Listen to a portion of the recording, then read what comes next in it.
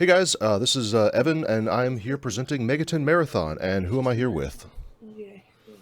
No camera. Oh, well, I'm joined by Brian. Hi, Oh my Brian. god, sorry. I'm getting an ad from Twitch and I'm getting so much noise right now. How's it going, everybody? Hey, I'm also joined by Ian, who I think is here. I'm pinging him right now to get him to wake up. Okay, well, right now it's you and me, and yeah, this is going to be. Paul is going to be joining us a little bit later, I think, but yeah, this is going to be a little miniature live version of our Megaten Marathon podcast. Oh, Ian's saying he doesn't know how Discord works, so I'm gonna mute myself while I figure this out for him. Okay. So just Yeah, I'll give the rundown. So, as you probably heard Cole say just a few minutes ago, we are doing all of this for the Transactive Gender Center of Portland, Oregon. Transactive is a wonderful organization that provides direct support and assistance to trans youth. It's a fantastic group. Every dollar definitely counts, and yeah. So, what we're going to be doing today is we're going to be talking about JRPGs kind of in general, and we're going to be talking about them over top of Megaten Gaiden: The Last Bible, which is a very shitty JRPG for the Game Boy Color. So, I'm just going to go ahead and get started with this. We're going to have a couple names to generate, so if you guys in the chat could suggest the names for a protagonist, the names for your friend, and the names for your lady friend, because those are apparently not the same person. So, let me know if the audio is a little bit too loud. This game has really shitty sound, so be forewarned. Oh yeah, get that hot flash in. Incidentally, I wonder if... I'm going to turn this down a little bit. That's too loud for me. Yeah, it's not Bible Black. I actually said we were playing a very naughty game, a very bad game in Overwatch. We were playing... Yeah. Now it's time to be released for the life that is about to begin. Okay, so I am giving Ian instructions on how to connect to the voice chat while we are talking. Okay. But I am here. Let me load my video up. There we go. Yeah, so I picked this. Originally, I was going to play it, mainly because, you know, there are a lot of games that we talk about covering for Megaten Marathon, and every time we run over the list, I always look at this one and think, man, this game looks kind of boring. And I thought it would make a good sort of like blank slate to begin our conversation on JRPGs in general. It looks like a Dragon Quest clone, which is very weird because SMT always sort of stood out as being a not very Dragon Quest kind of game. Yeah, it just sort of seems to dumb down all the religious stuff to something that seems like it's very little of it is related to the original source material. Incidentally, the game is telling me to press select to change my letter case, and select does nothing. Brilliant. So, that's fun. Dumps. Dumpson, son of dump. Oh yeah. Let's see. Like Bart? Oh, to answer Wygraph's question in the chat, yeah, this is Game Boy Color.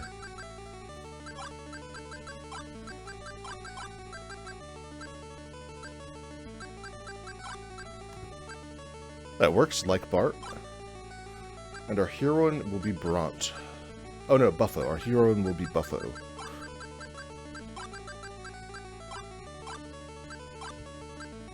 There we go. Off to a good start. Oh boy, Ian's getting an error I've never seen in Discord. ICE checking. Huh. Is he being checking by the Immigration? the immigration cops? Yeah. I hope not. Long before humans ever existed, telepathy, teleportation, and something else that just scrolled off the screen. This is the beginning of tragedy. Oh no. Oh man, this color palette. This is not a pleasant color palette. Oh, everything's very yellow, just like Bart. This is your last Gaia training. Now go to the shrine. Oh my god! The bricks all look like those wafer cookie crackers. Oh, I love those things.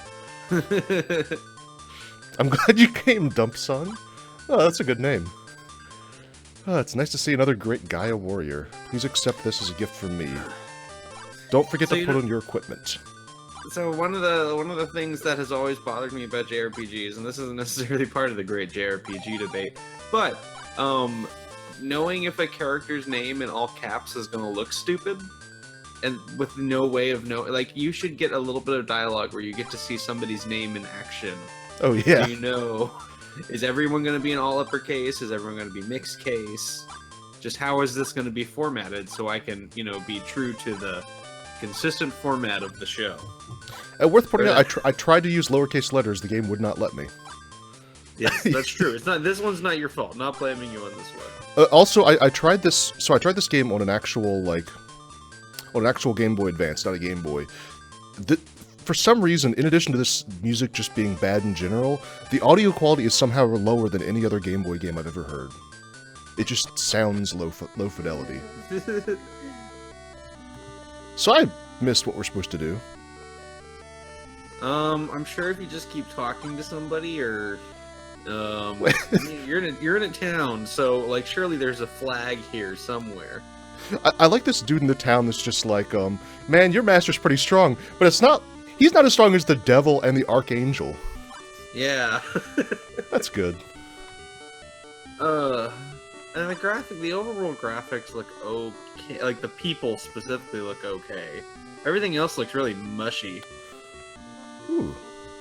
I have a really hard time getting used to games that have I guess most Game Boy games have this, but that one-tile movement, where you move one tile at a time and there's no room for error. Or there's no, middle ground. You can't go on that corner. That corner is functionally useless. I'm a little bit delayed, so everything I comment on game-wise is going to be like a minute behind you, I think, or something. Yeah, I think you're about 15 seconds behind. Yeah, this is I want not at pleasant. least Ian on here before we get into the grand generalities. We're just going to talk shit about this game for a bit, I guess. Oh man, you're in for a real treat when you see this room I just came into. Holy moly. I think it's here. Oh my god.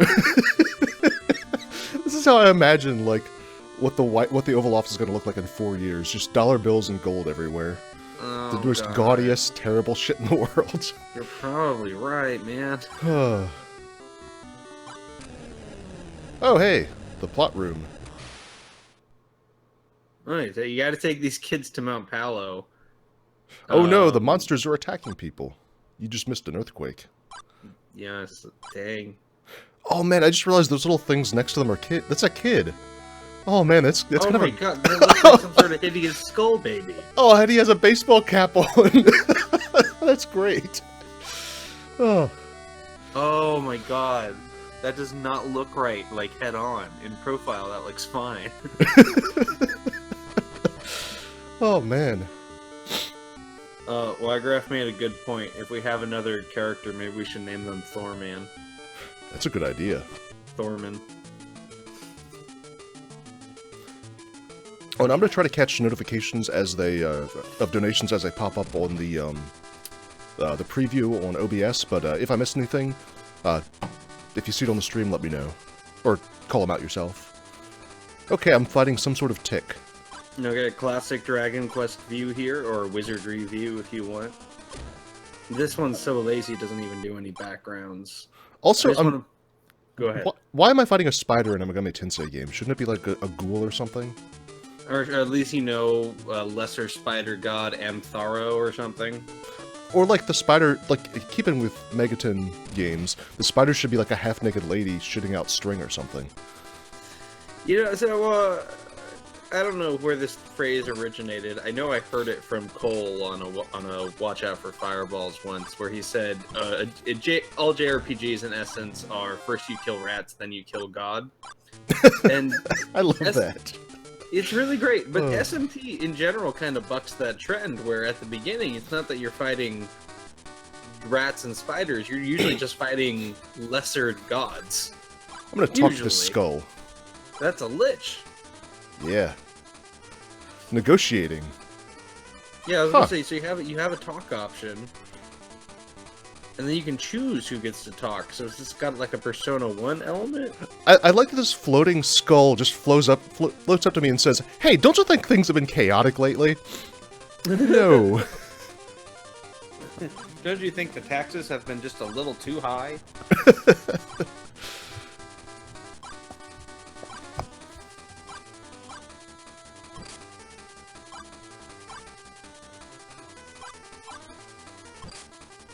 Well, you failed that negotiation. Ooh.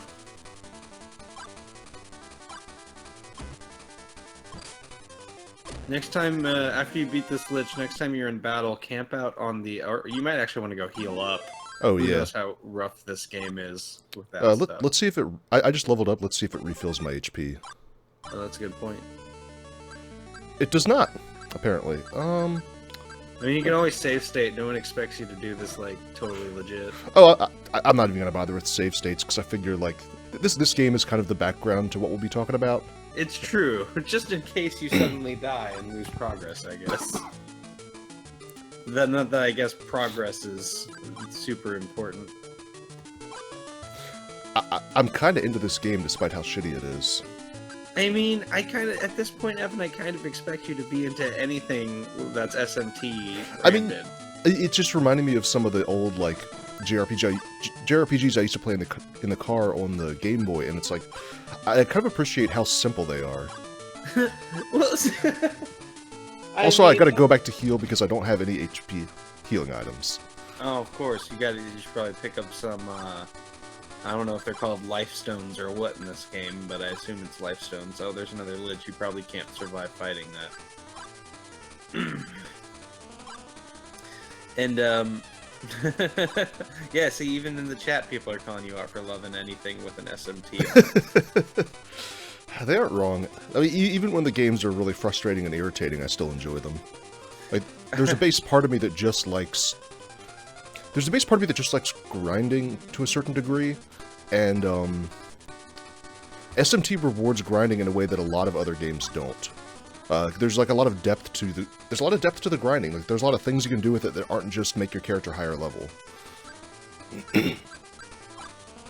Oh, Ian was using the Discord browser app. That's why he was having issues. Okay. Oh.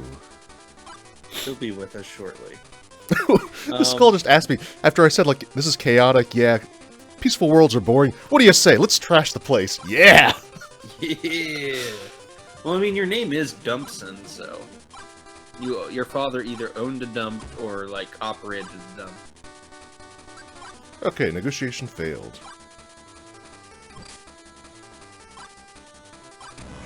Trash the police. Oh wow, magic is very effective. Oh, so what you said actually reminded me, because one of the things I've been thinking about lately is a large part of why we like JRPGs in general because we were introduced to them young. Okay, look at that water there. Is that just frozen? I think so. That's so weird. Oh, there's a good old slime. Of course, it's not cute like the Dragon Quest slimes. It's just ugly. God.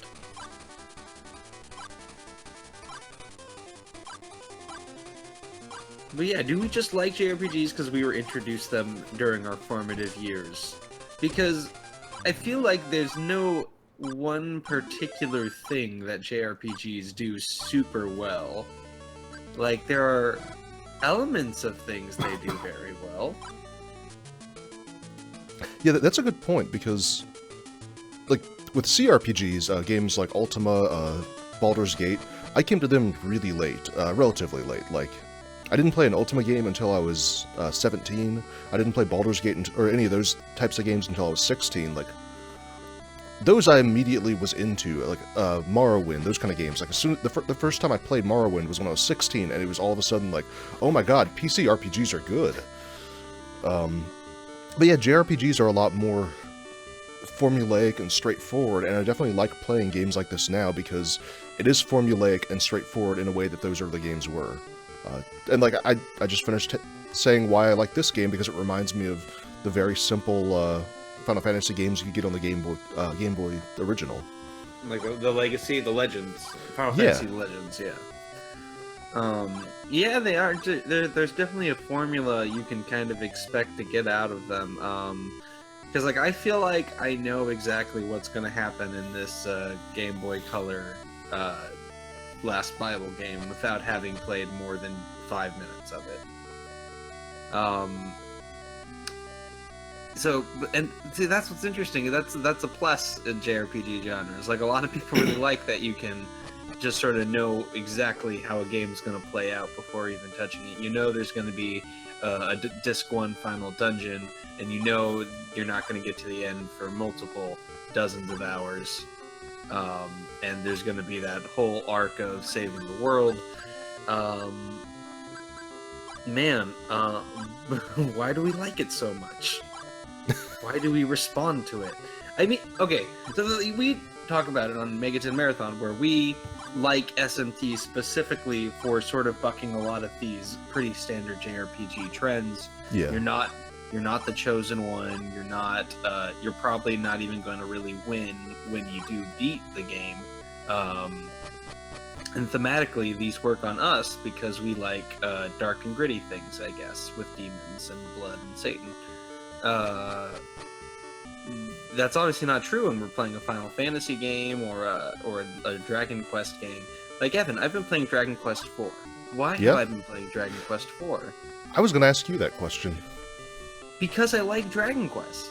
I mean, I don't love Dragon Quest. If I loved Dragon Quest, something would be very wrong with me. Because no matter what way you slice it, Dragon Quest has a lot of grinding. There's gonna be multiple parts in the game where you're just gonna camp out in a little piece of land with enemies that are just hard enough to give you the best amount of experience, and you're gonna gain 5 to 6 levels before you moving on with the game. And that's not good game design, I don't think. I mean, there are some people who could argue with me because there are some people who really like farming. Like that's a thing some people really enjoy. That's not me, obviously. But, I mean, where do you sit with farming? Like, how much farming can you tolerate? Like, forced Hey, farming? nerds! Oh my god. Hey. This was a setup. I'm here to take all your lunch money. Brilliant. I had to figure out all the computer whiz bang, and I'm not a nerd like you guys, so it took me a minute. But now I'm here for the shakedown. Excellent. And, to punch you all on the shoulder real hard, because video games are for boozer nerds. Oh no. I'm gonna mute real quick. I'll be right back. Multi-Goblin just said in the chat, "Oh, what the hecket?" Because I'm fighting a slime and a Hecate. That's cute. I like it. Hey, everybody! Mr. Shakedown has arrived. You are kind of wearing the Mr. Shakedown outfit in that photo. Yeah, listen, it gets hot in Indiana in the summer, and like all humid and sticky, and tank tops are so comfy. And I got like broad shoulders. It doesn't help with the image I project. It's fine. I feel like I just came in here and trampled all over a conversation that was happening. That was in progress. Were we talking about farming games? No, Brian was talking about like farming as in like farming for XP, farming for summons, like farming in a JRPG sense. Oh. If we want to hijack this entire conversation and talk about Farm Simulator, like, I would be down for that. Listen, there were a lot of really interesting, like, mess with the formula Harvest Moon games in the early 2000s. Oh, yeah. Save the Homeland. There was A Wonderful Life. There was Innocent Life, the sci-fi fantasy Harvest Moon. That other one that was the fantasy one. There were like 5 of them, and I own 3 of them, and I can't think of the name. Rune Factory? Oh, yeah. Rune Factory 4 for the 3DS was pretty good. It was pretty good. Also, I feel like a bad Harvest Moon fan, because if you ask me if I like Harvest Moon, I'll be like, oh, hell yeah, I love Harvest Moon. But then when you tell me to name a Harvest Moon game that I liked, it'd be like, well, I liked Harvest Moon 64, and I liked Rune Factory 4, and I liked that one on the GameCube where you get to ride around a horse, and... Yeah. And, like, every other Harvest Moon game I've played, I kind of hate. I mean, the bad ones are real bad, and all it takes to be a bad Harvest Moon game is to not do anything that like other Harvest Moon games didn't do already. Yeah. Oh So- wow, I can save anywhere. Whoa! On a Game Boy Color game? Okay, there we go. Apparently you summon demons to your party using the sort option in the menu. Took me a while to find it. I feel like playing old games is a lot harder when you don't own the manual, you know? Oh yeah, definitely. Because there used to be like real, actual information, you know? There weren't tutorials because they expected you to actually read it. Yeah, so it looks like you can negotiate with demons and have your demon do the talking for you, which is kind of cool. So where's Mara? Haven't found Mara yet. I want Mara to do all the negotiations. Man, the random encounter rate here is high. Yeah, this is some old-ass JRPG encounters. We were gonna talk. I Oh, planned God. on coming on here and talking about how much I like JRPGs, but then I remembered that all the JRPGs that I like came out in like 1998 plus. This it is was a the best year. this is a very unpleasant enemy. He's Oh, here a look lot. at that. Oh, I can't even tell what's going on with him. It's like a turtle with an eyeball with tentacles coming out of the eyeball. so I think it's like a squid head on top of that turtle body. Oh, man, I thought it was like a tadpole with arms and legs, but big and scary.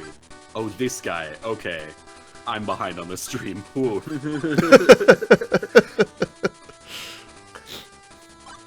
Yeah, we'll all be seeing things at slightly different points. So, Ian, what's the last JRPG that you've played?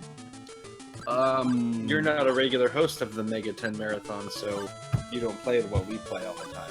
That's true. I do plan on playing along with you guys when you're doing something that's not Strange Journey, because I just can't handle that right now. But No, dude, I don't blame you. Here's spoilers for the podcast. I didn't technically finish Strange Journey. well, you know, you were the Chaos guy, right? Yeah, no one told me that Chaos has harder bosses. Why did no one warn me that? I don't blame you. It's fine. The last JRPG that I really like sat down and dug into was Bravely Second, which How I've been was kind of that? hitting off and on. It's really good. It's like Bravely Default. They tweaked some of the way that like the class stuff works, and it's a little more intuitive now. The combat's still fucking incredible, and the story is better because it doesn't have the gimmick that Bravely Default 1 has, which is cool in theory and really, really awful in execution. It's a Groundhog Day thing, right? Yes, and you do it 4 times, Yeah. Oh wow. You guys, and you your guys- characters don't realize what's going on until like the 4th time. So just to interrupt, the healing item in this game is the mana seed, which I did not expect. What? That's mana isn't. Oh my god! Come on, game. Get it together. Is mana what they call magic in this game? What the fuck is this? You have to give it to your demons? Oh my god, I don't know what this is. It's like a flying fried shrimp. So I see a pig. There's definitely a snout on that. Did you guys ever play? And I'm trying to find the name of the stupid game. You might as well just give me a second to find it now that I should have found it first, Brian, but oh well. Brian, to answer your question from right before you muted when I walked in, the amount of farming that I can handle in a JRPG is entirely dependent on whether or not that JRPG is Final Fantasy XII, in which case I can farm forever, and in any other game, I do not have a ton of patience for it. I feel like there was one JRPG I played in the last like year and a half that like got me a little on board with the way it farmed, but I can't remember what it was. In general, though, my patience for it is very, very limited. Strange Journey definitely drove me up the fucking wall without expecting me to grind. Oh yeah. I think a lot of my love for Strange Journey before we started doing it for the podcast came from the fact that it came out my last year. It came out as soon as I graduated college, started my first job, and like everything was new and exciting, and I could just like pick it up at the end of the workday and play for an hour, and then put it down, and then pick it up a week later and play an hour. And I beat that game over like 6 months, and it was my first. And it was my first Megami Tensei game, and I was playing it while I was watching the Giant Bomb Endurance run of Persona 4. So like they would be fusing a demon on screen. I'd be like, oh, I got that demon too. Hey, Weegraph, that's how I pronounced your name in my head all this time. I don't know if that's how I'm supposed to say it. Weegraph? Weegraph, I don't know. I say Weegraph, but like, I don't know. I'm not like an expert. Is Weegraph like a Nintendo Wii channel where you just look at charts? Man, I wish, because it would have fucking baller music if it did. Weegraph, if you've been paying attention to the conversation, we don't actually know what makes JRPGs good. The things that I like about Bravely Second are its really super cool, fun combat system, and that it has Idia Lee, who is the best girl, and super fun, and sometimes the cutscenes are cute. Sometimes the cutscenes are cute. Sometimes they're really bad and annoying. But hey, I've played many Tales of games, so... That's fair. So I played like 4 or 5 hours of the first Bravery Default. Are you supposed to, is every battle supposed to, every random encounter, just hit bravery, and like steal future turns and just never have to deal with the consequences of stealing future turns? You can definitely get away with doing that in it's kind of like Persona, where like most of the regular fights are just like trash mobs, and then boss fights require a lot more strategy. Which is part of the reason I think the first Bravely Default kind of suffers a little bit, because it takes a long time to like wind you up to the point where you're like messing with classes and the abilities that you have equipped and fighting a lot of cool bosses like fairly regularly. Like that game takes like a good 10 hours to get there, and the second one throws you into it a lot faster, which is nice. So the PS2 game I was thinking of is... Oh shit, wait, one more thing about Bravely Default. Go. It's fucking amazing. You can hike up the random encounter rate, or hike it all the way down. So you can have twice as many, or 0 random encounters, and it's on a slider. It's fucking amazing, and you can fast forward all the combat. Okay, skip all those animations. While I think that's cool in theory, but it doesn't actually like change how the game works, right? Because you still need to fight a certain amount of random encounters before a boss. But instead of spending 3 hours doing it, you can spend 30 minutes doing it. Fair. Very fair.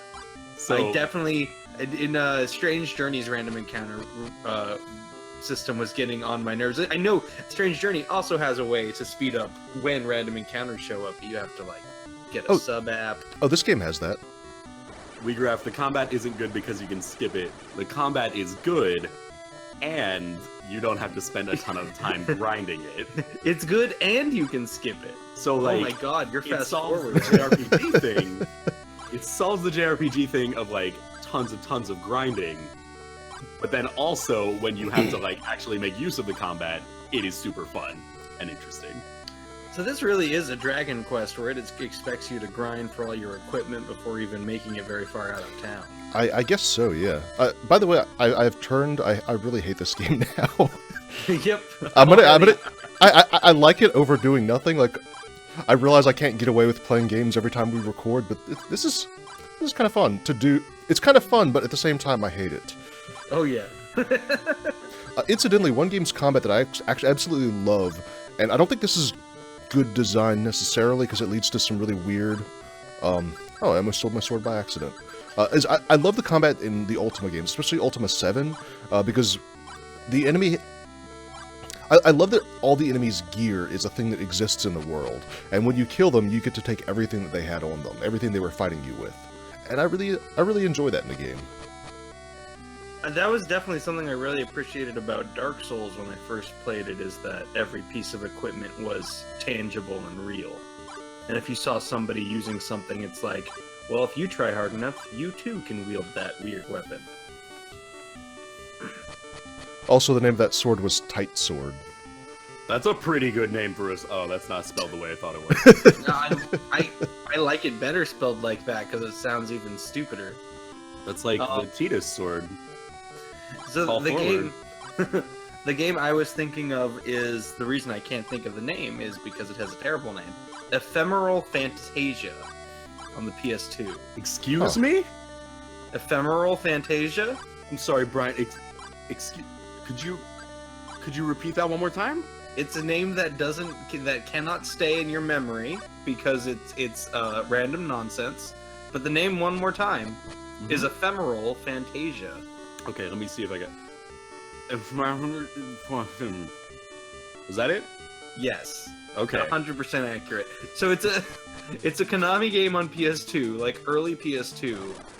And it's a Groundhog Day story where like you're like a bard who comes to this kingdom for like the princess's wedding day or something, and you're on a 7-day. You get there on Monday, and the wedding is on Sunday, and you sort of waste an entire week leveling up, and then you get there to the wedding, and then you get sent back to Monday.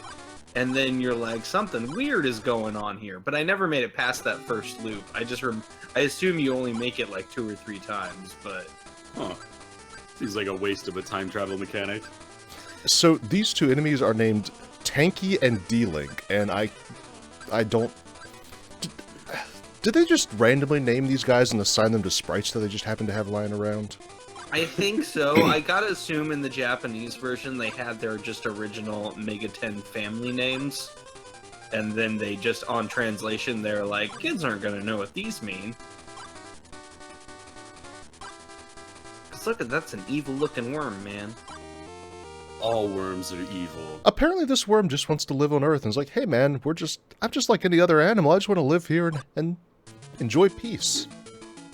But is that, And now he's going to join my party and kill people. The one on the right. Okay, yeah, he seems a lot friendlier than whatever that thing is. I would be fine with letting the worm on the right live in peace. The worm on the left, I do not trust for a second. Also, I think I mentioned this earlier, but there's like a weird momentum to the walking in this game that makes it really hard to go around corners. Yeah, you bump into it every time. It's like it goes 1 square further than you want it to. Oh, Kobold. That's a classic D&D monster, known for being an Abra on top with wings, some sort of... I guess those are just purple legs, and it looks like bird talons. That works. Yeah, I don't necessarily think all of these sprites look terrible, but they are very ambiguous. Kobolds are a latter-day SMT monster, too. They're in, like, all the PS2 plus ones. Well, it's just like a basic, like, dog man Yeah, thing, right? but like That's a what club. a kobold is. Mm-hmm. They're a major race if you play the Suikoden games. You know, I always say to myself, I'll play Suikoden. And I don't think I ever actually will. Yeah, no, it's I have complicated feelings about Suikoden. I definitely did not respond to Suikoden 2 as much as I expected to. In fact, you know what's crazy? I liked Suikoden 1 more than I liked Suikoden 2. Whoa! Whoa! Look, Grab here's the the thing. torches and pitchforks, everybody! Suikoden 2 is like a 35-hour game. If you rush really, really fast, you can beat it in 20 hours. Suikoden 1 you can beat in 15. And I don't know, there's something about how tight Suikoden 1 was that felt more fulfilling than Suikoden 2.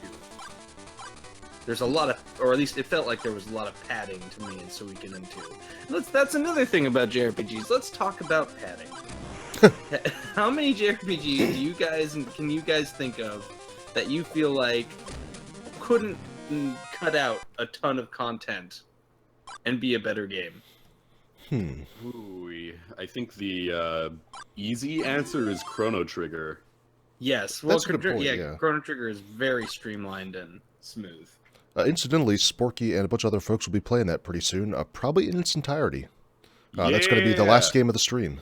If they don't do it in its entirety, I'm taking back my donations.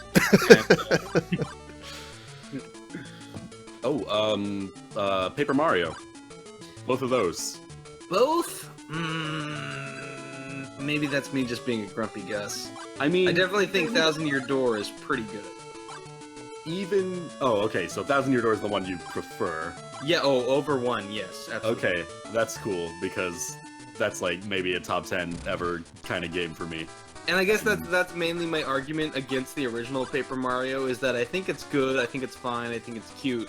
I don't think it's as good as 1,000 Year Door. It's definitely not. I don't think it, like, isn't streamlined. I just think that a lot of the back half of the game is bad. Yes! there are some... What was that one level that was particularly... Oh, fuck, annoying? you're right. We can't talk about padding and how Paper Mario 1 is cool if we're gonna not talk about the level where you go up to the clouds and have to just run back and forth across 4 different paths for like 2 hours. Oh yeah, that was pretty fucking awful. That's the worst. All right, I withdraw that one. And like, I get why people, you know, they don't really like the wrestling chapter in Paper Mario 2, but I don't know, the wrestling chapter was hilarious. Those people are stupid and wrong. Ian, That's the I don't best even... chapter in any video game. That is the best level in a game, period. I thought that when I was fucking 8 years old before I knew what pro wrestling was. And I think I that found a today. dungeon. You found a dungeon? Holy shit. This is a very unpleasant... I guess this is a wall, but it looks kind of like an intestine with a sphincter at the end. Yes, like that does look like an intestine. Jesus. It looks like the thing that they have on those, like, anatomy models they have in doctor's offices with the little butthole at the bottom.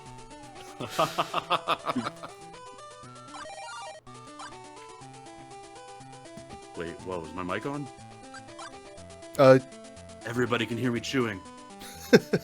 I can't hear you chewing. Okay, cool. I'm eating some pizza rolls because I got up later than I was expecting to. Oh, look who slept in. I was planning on eating pizza rolls for breakfast anyway, but they just happened to come out of the oven as soon as I needed to be on the stream. Did you what? Did you put them in the night before? No, but I did buy them the night before. oh man, these monsters. This thing on the left looks like a clown and is named Blue. He's a sweet lion boy with a spooky eyeball in his mouth, and I like him. And you should negotiate with him so you can ride him and pet Is it his an name. eyeball? Is it an eyeball, or is it just like a really deep hole? Oh, it won't even talk to me. Maybe it's like a butthole, like a sphincter. Like a cannon hole? Maybe bullets shoot out of there. Oh, fun fact about pizza rolls, guys. This bag that I have has a code on it. It's for a free booster pack in the Mass Effect Andromeda multiplayer. Brilliant. You Which definitely is a game that I have pre-ordered and will be playing tomorrow night, so I guess it's nice to know that I fit cleanly into a demographic.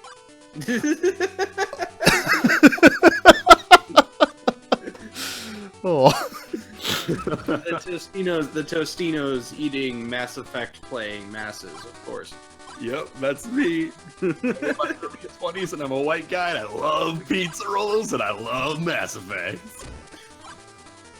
So, I don't know anything about the new Mass Effect except that one of my favorite comedians voices a character in it.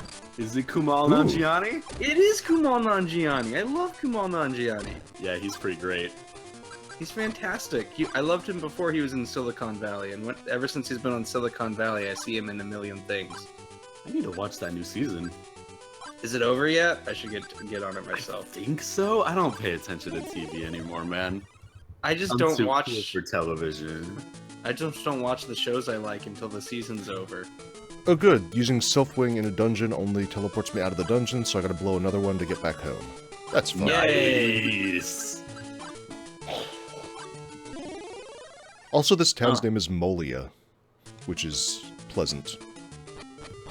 Oh, I to enter... say, this is a very pretty game. Really? I think so. I do like that the floor tiles here kind of look like, if you ever see them, definitely buy them. A butter-flavored Kit Kat. Ooh. It's like a Japanese flavor, and the cover has like a picture of what looks like a creme brulee Kit Kat, but they're white and they're yummy and they're delicious. I mean, Know what, like, low-key the best Kit Kat is that is easily accessible in America? What's that? White chocolate Kit Kats. Oh yeah, those are good. You can Don't know if scoop I can them join right up them. around Halloween and right up around Easter time, and you should buy them in bulk. okay, this is an interesting thing this game does. So your check can be more than the amount of money you have to spend for whatever reason. So you can build up your check and then decide whether it's worth that money for you. That is cool. Just neat. One thing this game does. What were we just talking about before I got distracted by checks? One thing that, to answer your question earlier about JRPGs that don't have a lot of cruft to cut, I'm not very far into it, but so far Nier Automata seems to have none of that stuff to it. God. And I don't know. That's like a 12-hour game, isn't it? I looked on Time to Beat and it said about 18 for normal, 36 for completionists. Sure. Yeah, but you can't just do one playthrough of a Yoko Taro game. Like, you need at least 3 or 4 endings before you are actually done. Which is interesting because compared to Nier, which is almost... One could argue Nier is almost nothing but... I mean, Nier is awesome. Like, I love Nier, but almost everything the game actually has for you to do, aside from the main story stuff, is just so unnecessary. Yeah, it sucks. It's amazing. I can't get behind that. I love it. I have so many problems with the first Nier, and I don't know, man. I just want to understand. Nier and Deadly Premonition are 2 of my favorite video games. I'm with you on Deadly Premonition. Are you? Yeah, I really need to get that running. Because it's fucking stupid. It's not Moving a good game is to a play. chore in Deadly Premonition. Yes. I appreciated the weird things that Deadly Premonition did more than the weird things Nier did. Did you appreciate having to fight that fucking hallway monster like 6 times in a row at the end? Yeah, it was great. You know, for whatever reason, the combat was not that bad for me. I mean, it wasn't good. Like, the combat was not good in Deadly Premonition, but I didn't have a problem with it. It's kind of got that, like, Mass Effect 1 charm where, like, objectively it's pretty gross and bad to play. But, like, once you get the feel for it, you're like, yeah. Yeah, like, once you I'm can into do it. it. I fought that final boss in one try. It wasn't that hard to, do the aiming. Boss. Just a giant guy with, like, his weak points in his shirt pocket on his overalls. Yeah, that boss was, man, that fucking game. But so with Nier though, people said the side missions were like commentary on JRPGs as a whole. Oh, we just got a donation. Oh, Sarah Islam donated $20. Thank you so much. hey, I wonder who that is. Friends, who I love very much. No. Thanks, Sarah. You're cool.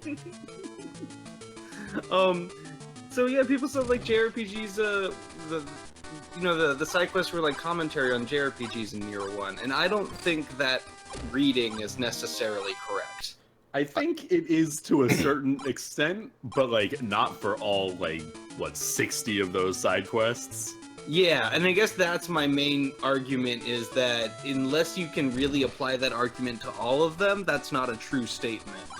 Yeah, I think the intent was there, but like many things in Nier, they did not have the chops to pull it off as like a real game. Yeah, a lot of people lately on a lot of other podcasts have been talking about how there are all these games out there that claim to be a parody of something. They're like, oh, well, we're going to make fun of this by just making you do this terrible thing. I feel like the Nier side quests are the epitome of that, because it's not like a one-off thing where it's like, hey, look at how terrible these fetch quests are. It's like, oh, by the way, here's like 30 hours of fetch quests for the entire game. You don't have to do them, but like the volume of them makes me think that, like, I don't know, the volume of them makes me doubt that was intentional, that it was meant to be a commentary. Because, like, why would you put that much of it in there?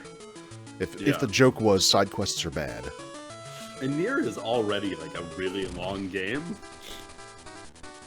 Like it's crazy to expect you to invest that kind of time in growing flowers that the game doesn't tell you how to grow, that takes multiple real life days to do.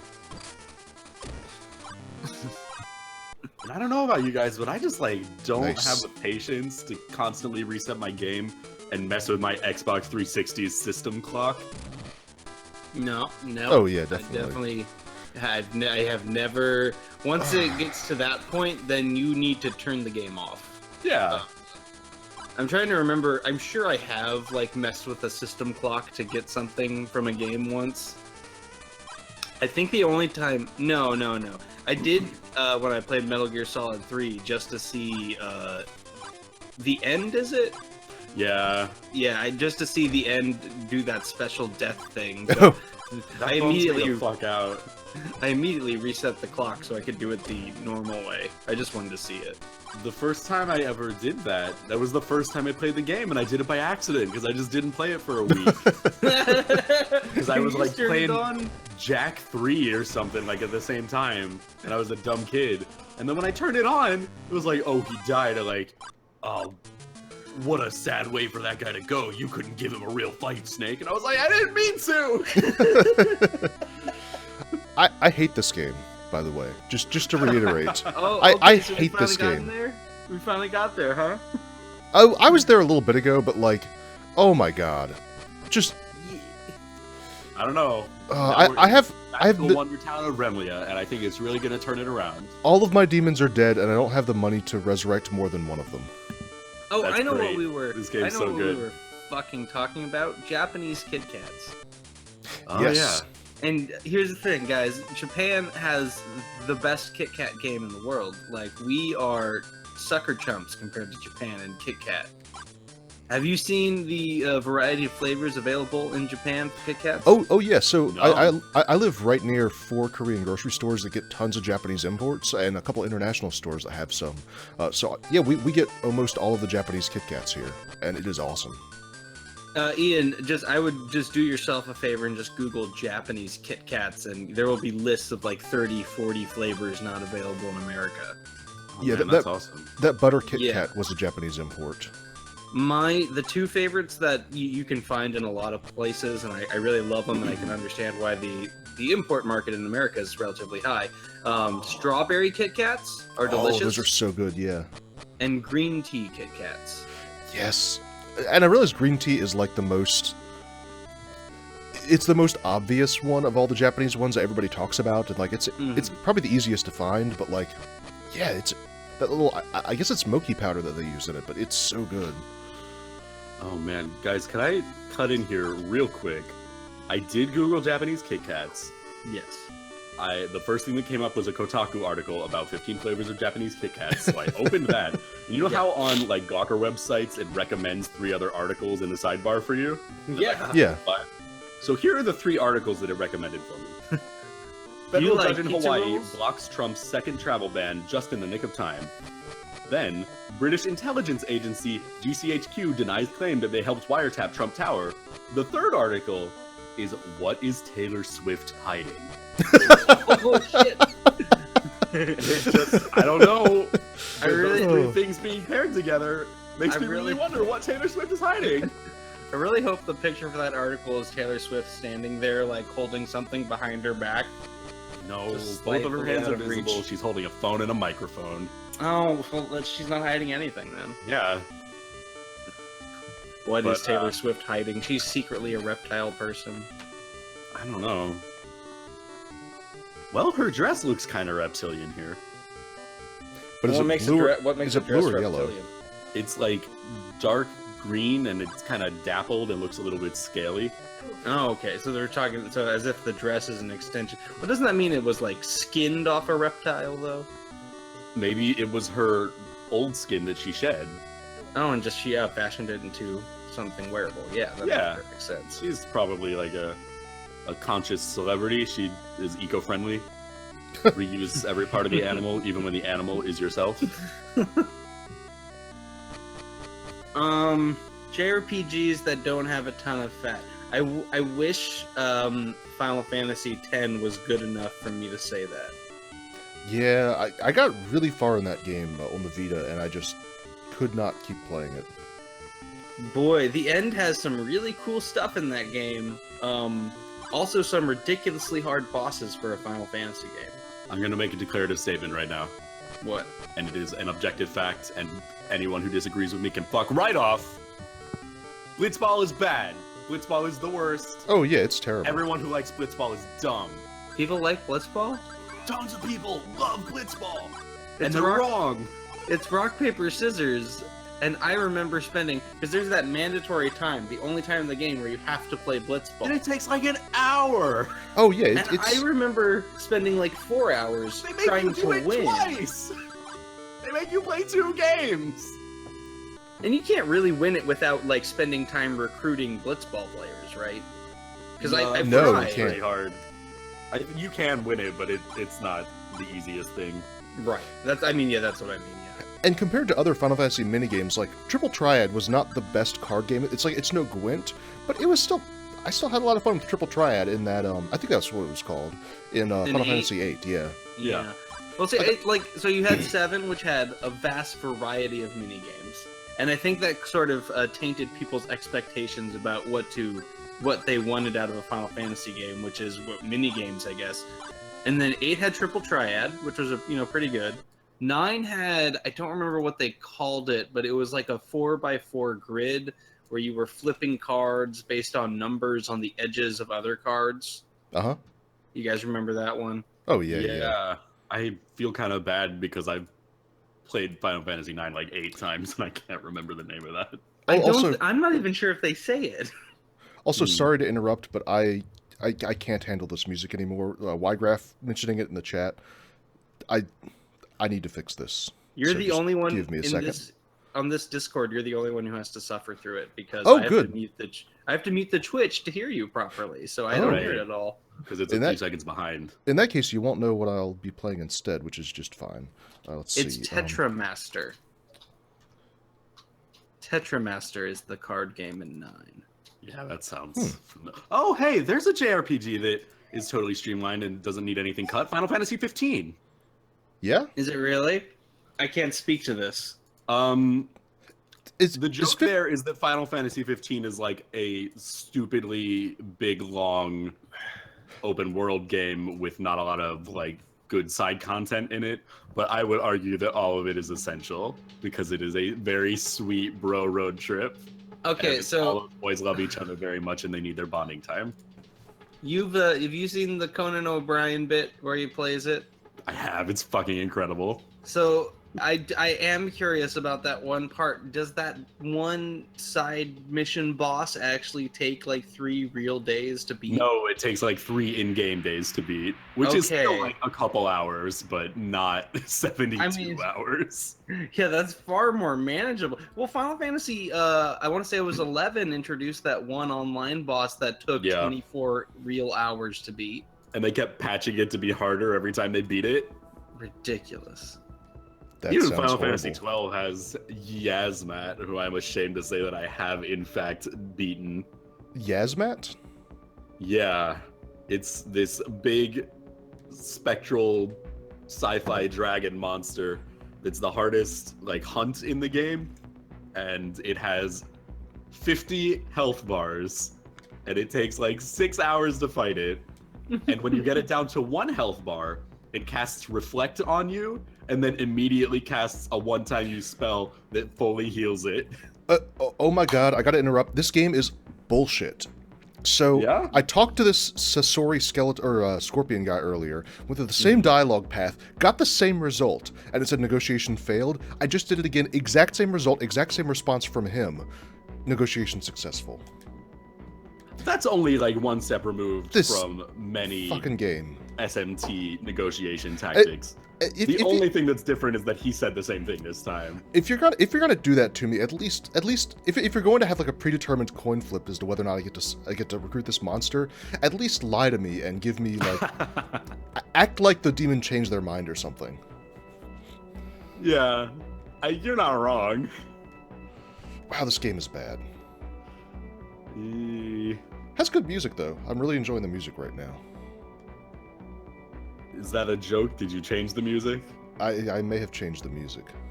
Okay, I'm gonna turn on the sound here for a second. If anyone has special requests for music to play instead of this bullshit in the game, let me know. Oh, by the way, one thing to just jump in here. We were talking about the Chrono Trigger run happening a little bit later. Sporky popped into chat and pointed out it is Sporky, Evan2 Echoes, Kurt Mac, and anyone else who hops in on Discord. And I believe I'll probably hop in on Discord at some point during that. I believe we're still doing voting for names, aren't we? Or we finished that? Name Chrono Butts. That would be a good one. Oh, one of my Butts with demons an can S. heal. That's awesome. Oh shoot! If only he didn't That- have 24 HP. Oh, JRPGs that are good. Barkley Shut Up and Jam Gaiden. Very Okay. tight little game. So I haven't played it. I get wanting to include it. I feel like it doesn't fit the spirit of the question, though. Here's you know the what thing, you only think that because you haven't played it, because underneath the veneer of deadly serious, like, jokes about Space Jam, and Michael Jordan running the B-Ball Gestapo, and the Chaos Dunk destroying most of New York and killing millions of people and starting an apocalypse, there is a really tight, good Paper Mario clone. Oh yeah, he is absolutely right. Like it is a solid game. I mean, okay. Well, I wasn't doubting that. It is like it's on my short list. You guys know my grand watch Oh, out yeah. for Fireballs Yeah. playthrough, right? Well, I have a short list of games that I want to play after I finish all those, and Barkley Shut Up and Jam Gaiden is like number 2. So The thing about that game is that there aren't any actual jokes in it. The joke is 100% that, like, this is a very serious, very traditional, like, beat by beat, it is a straight up SNES JRPG. It takes itself 100% seriously, but all of the characters are 90s basketball stars. that's beautiful. And, like, Can I- all of the lore is built around that culture. Can But I point there out how aren't any jokes. I just sorry to interrupt. I just want to point out how angry I am that there is an ability called there's an ability called Recover and an ability called Heal. I don't like that. What does Recover Oh. do? I was just playing a game. I actually want to say it was an early Final Fantasy. Recover usually does the status removal stuff. Huh. Okay. Usually, but I obviously don't really know on Last Bible. Man, so if we're counting good Paper Mario clones, and I know South Park's a dirty word on this network, but That's a good game.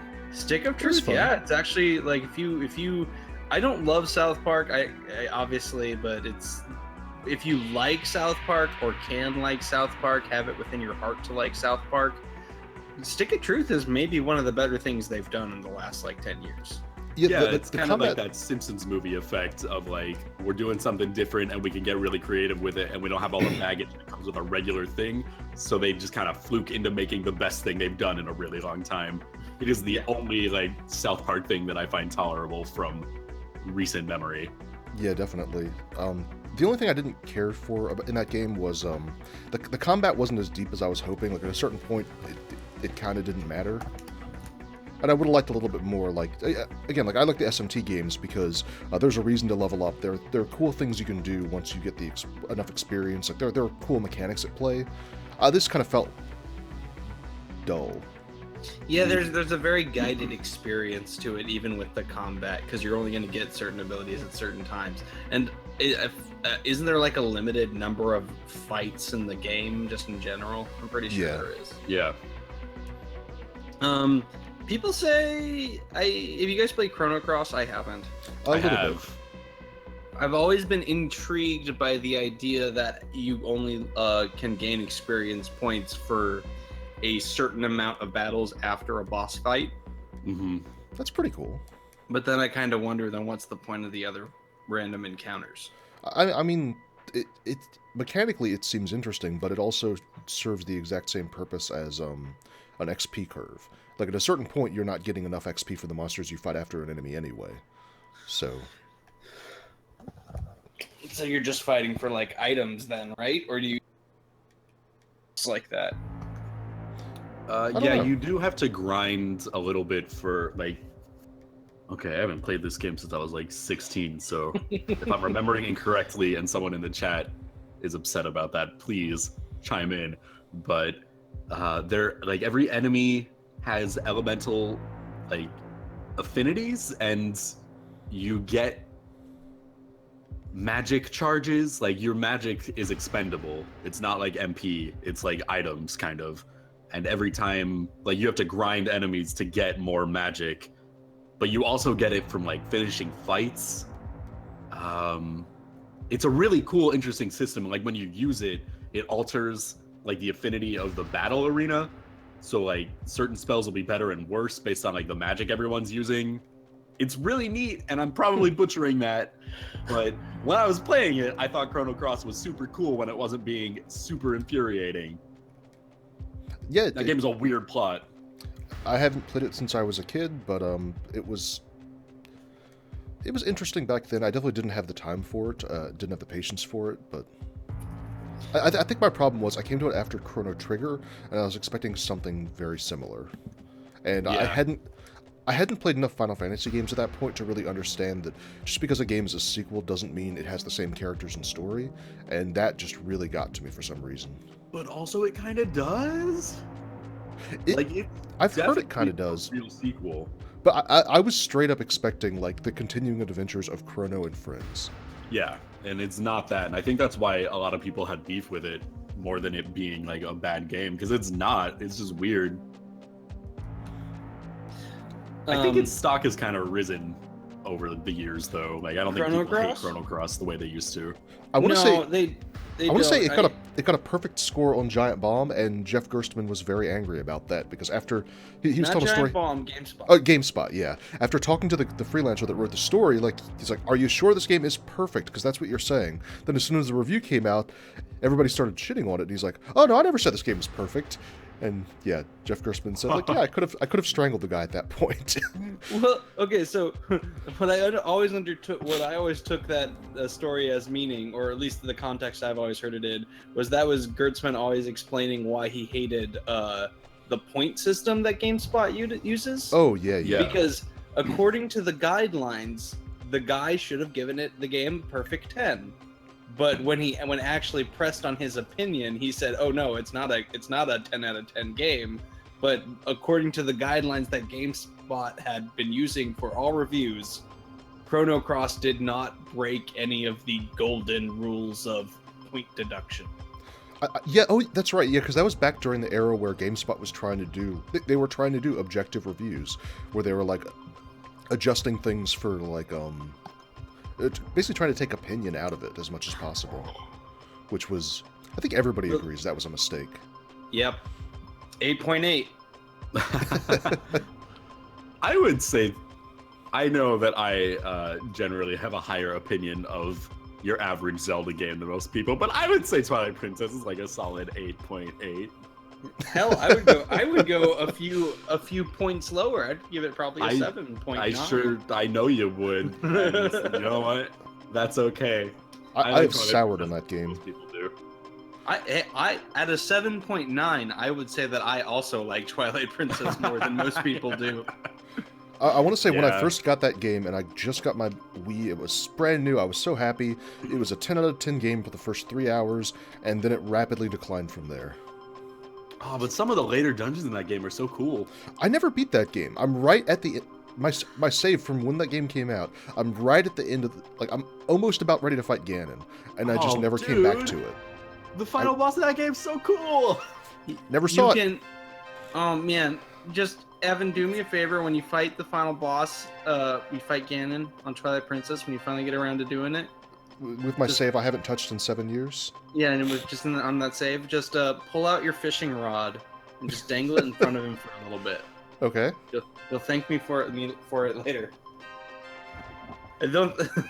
I think it's a glitch, and then like when they re-released it, they turned that into. Oh a no, thing. it's got to be intentional because there's always a joke weapon in a Zelda boss.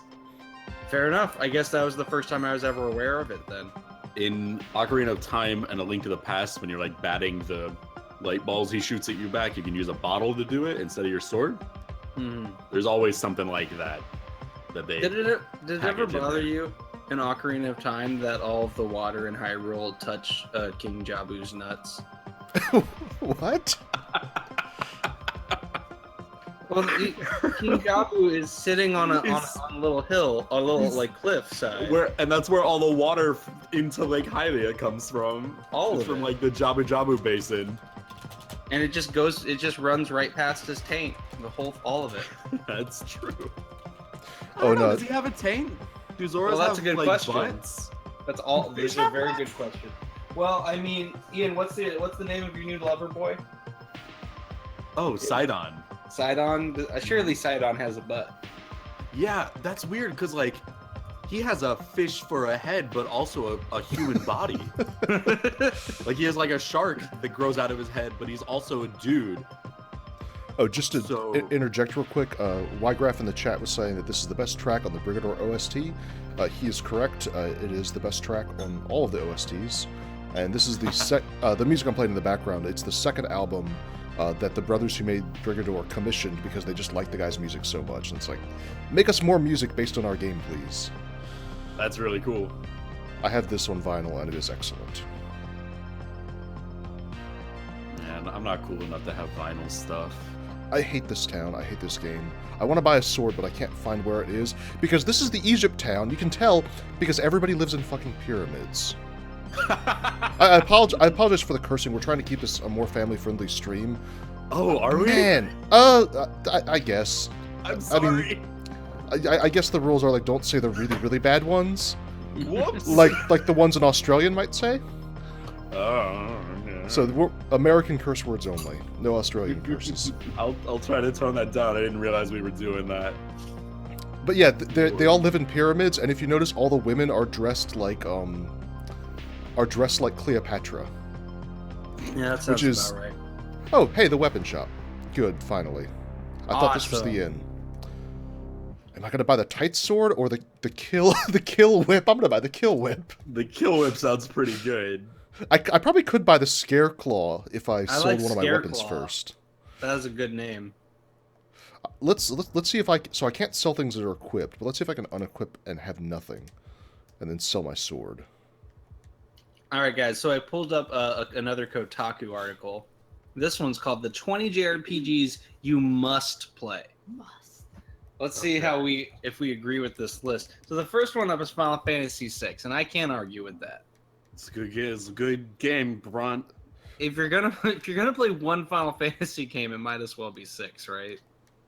I need to finish that game. Ah! Is 6 the one that was 4 in the U.S.? Yes. No, Okay. you have 3 in in the the US. Okay, I have never played 6. I would argue that Final Fantasy IV is the one to play if you're only gonna play one. 4 or 9. 9? Oh, I would 9 say is- 9 for somebody who's only gonna play one Final Fantasy. 9 is my favorite, and I love it, and I'm biased. I mean, I kind of think it's sort of just think- cheating, but 14 is kind of a really fun game if you're That's gonna play people it. tell me. But it's a It's a MMO. Mamergaba. It's the last MMO I played that I really enjoyed because like I do like a traditional like EverQuest style. I mean, if we're gonna be honest about it, I like Ultima Online style MMOs, but they just don't make them anymore, and the ones Yeah. that people do make are just terrible. I am a filthy casual who started playing Ultima Online after they introduced Renaissance, which was the how one where could you? yeah, which is the one where you could opt out of PvP. And I did. At one point, I got really angry because I lost a sword, and so I decided I'm going to travel to the PvP realm. I'm going to be a dark edgelord. I'm going to wear all of the bone armor, which it turns out is terrible, but I didn't know that. And I'm just going to kill players. I'm just going to be a ruthless murderer because I'm a bad boy now. I didn't realize that meant I had to be good at PvP.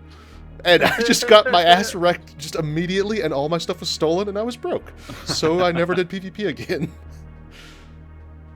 Okay, I don't remember where the inn is, but I'm broke, so it doesn't matter.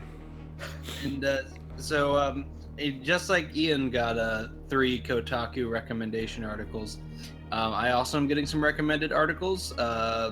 One of them, just to prove that history is indeed a cycle that repeats itself. Tell me if this headline sounds familiar. Sonic Forces looks like a promising modern Sonic game.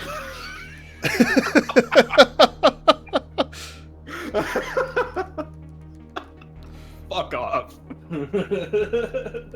Crap. I'm sorry. I'll stop swearing. You know, Sonic is bad. Sonic was always bad. There's since we're one good talking about Sonic, Sonic 3. Sonic Mania looks incredible. Everything I've seen about that man. game looks Can you just put on some Sonic Mania jams? Is that music out there yet? Is Sonic Mania actually a game yet, or is it still being talked about? oh, It's coming out this summer, I think. there is video on Polygon of like 45-minute gameplay chunks. And it is exact. If you like the old Sonic, if you like Sonic and Knuckles, Sonic 3, Sonic 1 and 2, Sonic CD, it looks exactly like that. Yeah, it totally does. Like visually, it looks very impressive. I just, in my head, what I'm being told, like I hear a tiny voice whispering to me, but remember, Sonic the Hedgehog 4 came out and nobody cared. Yeah, but Sonic the Hedgehog 4 had like weird physics and ugly graphics. It did have weird ass physics. This game looks like a lot more in line with actual old Sonic. So let's see. Continuing on this Kotaku list, we have Illusion of Gaia. I haven't gotten around to that one. I haven't played any of the Gaia games. I played Soul Blazer. It's a good game. Soul Blazer is a fun game. I would not say it's a good game. Well, you know, there's something to be said for that. I think that could be more important in the grand scheme of things. Me, a person who counts Deadly Premonition among one of his favorite games. I really need to get that game running. It doesn't run at all on my PC. It crashes immediately. You're not gonna get it going on PC. Is the PS3 version? So my Yes. 360 is busted, but is the PS3 version all right? Yes, that's how I It's played okay. it. Just Okay. do it. Just do PS3. I mean, there's not a version of Deadly Premonition that runs well. No, I mean, the I did. PC version is just particularly awful. Yeah. And I know what I'm in for with that game. Like, I watched the entire Giant Bomb Endurance run, but I just really want to do that for myself. I watched both Endurance runs because they did the most insane thing, which is they split off into 2 teams, and they each played Deadly Premonition separately, putting up videos every single day. That's very weird. I only watched the Vinny and Jeff one. The Brad and Ryan one was really good. I don't remember which one it was, but one of them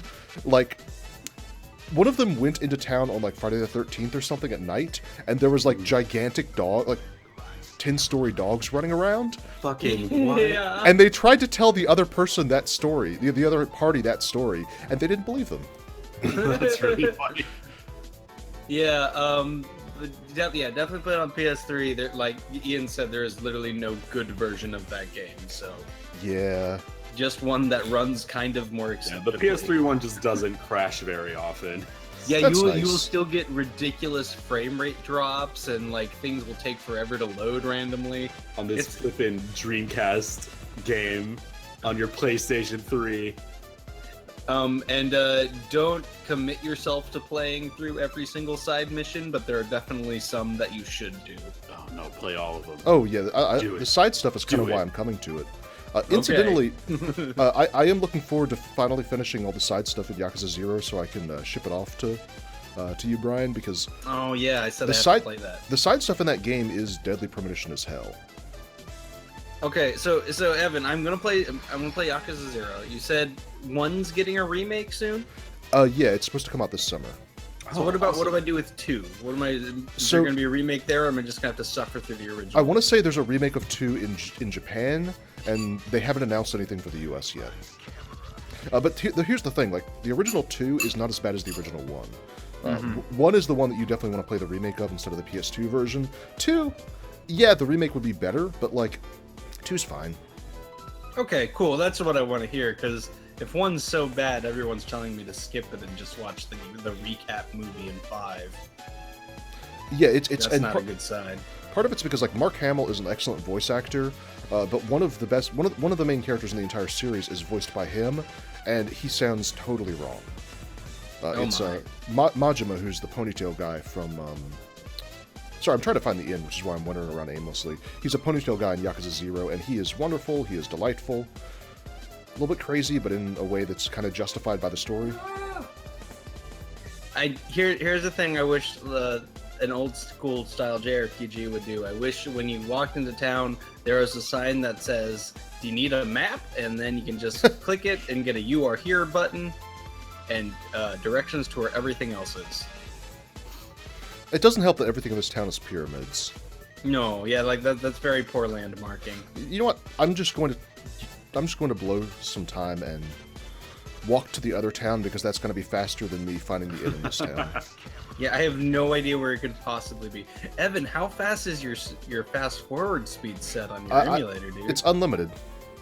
Oh, Whoa! Jesus.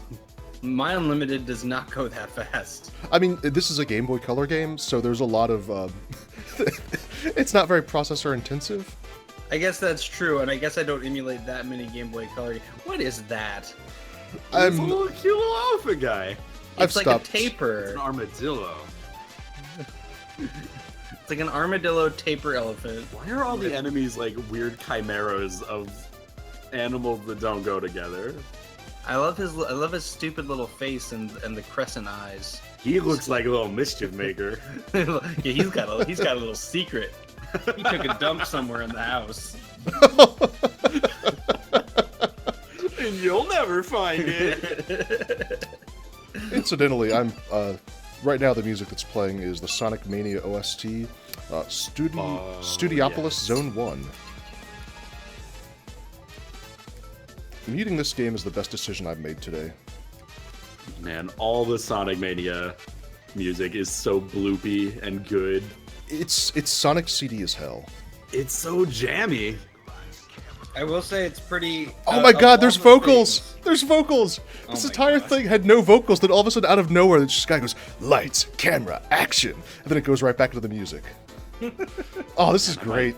I might throw that on in the background. So I can hear it. You Got guys me know all what- riled up for this. You guys know what the secret best Sonic soundtrack song is? What's that? Escape the City from Sonic Adventure 2. That's not a secret. Y-Graph, Around at the speed of sorry, okay. I could do it, but I'll spare you. I apologize to Zombie Chocobo if this is unable to go up on YouTube because of Is the that music. what the Z stands for? Yes! It's What? a zombie. I've been looking at that username for a year and a half. I think Oh. they changed it to that on like Halloween once. Oh, it's not just the Pyramid Town.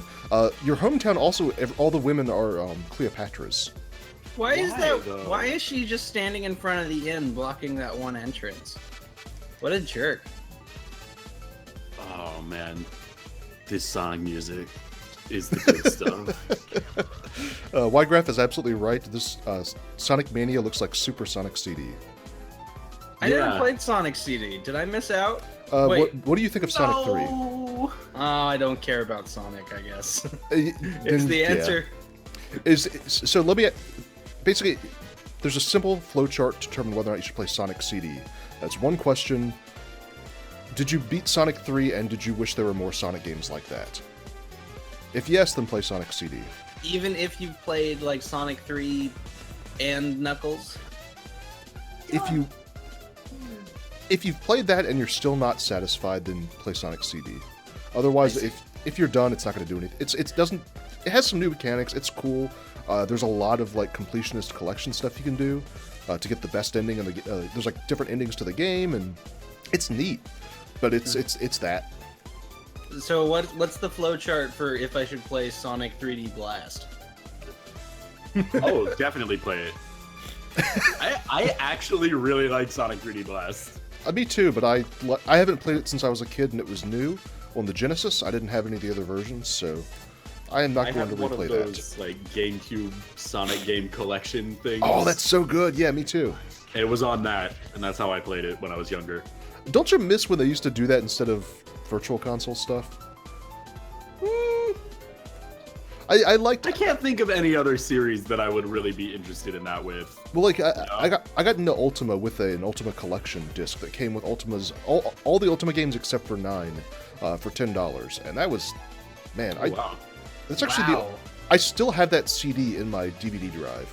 It is the only CD I've had in my computer for 5 or 6 years. Because so there are a lot of really great Ultima source ports. I like Ultima a lot more than most JRPGs because it's an open world Western RPG. But There's a lot of really good source ports of those games, especially Ultima 7 has a port called Exalt that gives you full Windows support, and you can scale the assets. You can even like make levels in it. It's awesome. But you need the original files of the game in order to use it, because it's a source port, not a remake. Man, I keep staring at those Ultima games. I'm just not sure which one to try. Ultima 7, definitely. I mean, One of them on our JRPG list. No. I mean, it's they were not, made in actually. they were made in Texas, so I think they're very disqualified. should I continue going down this JRPG list? The next one up is Lunar Eternal Blue. Man, Which I never played Lunar either. Yeah, never once. I pulled up some videos. They literally just look like JRPGs. I don't really see the appeal. I mean, I don't see why you would go to Lunar over other games. You know? Yeah. Well, actually, thinking about the JRPGs, it may be worthwhile to not beat, but play a little bit of the first couple Ultima games, because a lot of the Dragon Quest, Dragon Warrior, like a lot of JRPGs are just straight up developers seeing Ultima and going, "Oh shit, let's do that." So like, when you think about Dragon Quest, it is straight up early Ultima with a lot of stuff cut out to make it fit on a console. I think Wizardry That's is crazy. also the other big tentpole there. Wizardry is also Dragon Quest games suck. well, Wizardry is also kind of. Yeah, I might have it mixed up, but like Wizardry plays a lot like Alcabeth, which was the game that was the predecessor to all the Ultima games. It was Lord British made the game, put it on floppy drives, and sold it at like a local game store in Ziploc baggies. Yes. So like, I love that, just that origin of the series. I think what all I know for sure is that Wizardry for sure was a bigger deal in Japan than it was. Oh yeah. And I know for sure Dragon Quest specifically cited Wizardry as an influence, and so did the SMT games. But I think you're right that Wizardry ultimately came from the first Ultima, and before that. It's weird to think that the person who effectively birthed this entire like massive genre of computer role-playing games, like you can trace the lineage of a lot of modern games, Japanese and American, back to those original things. It's amazing to think that somebody that had that much of an impact on the world of games went on to make Tabula Rasa. Oh my god, I forgot about that game. Wow, yeah. Jesus Christ. Is that the last big major thing he did? Well, he's doing one thing now, which is probably the worst video game I've ever seen. It's no. I think it's called Shroud of the Avatar, and it looks. So imagine in your head a fan-made 3D Ultima game made by a team, Ultima Online game, made by a team that really doesn't understand what makes the Ultima series good, only it's being made by Lord British. Oh no. It's really sad. Ooh. Also, there's these demons right now. KB and Mammoth. Good names for all the demons. Shroud of the Avatar Yeah, Has, Shroud of like, the Avatar. has like Dragon Dogma level of graphics. It's really bad. It looks worse. Oh my god. And so to be fair, the game is still under development. These could be programmer assets. They could be non-final. If these are Man. programmer assets, they should not be on the web with like a watermark saying Shroud of the Avatar as if it's some sort of official ass art. Oh my These god. look terrible. So just to Yeah. interrupt again, every conversation in this game is the same. Every single demon negotiation is exactly the same. It depends on. So, what am I even? Why am I even reading what they're saying? Why am I not just picking yes and no at random and seeing whether or not I get? Okay, yeah, great. You're joining my party. Thanks. It's literally the exact same dialogue every time you hit every response. There's no variation at all. Ygraph is saying Lunar is like a crappy version of Trails in the Sky.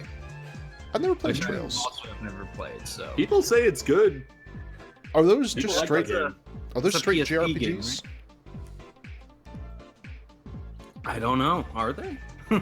I thought I always heard Trails in the Sky mentioned along the lines of like Skies of Arcadia, but maybe I'm misremembering.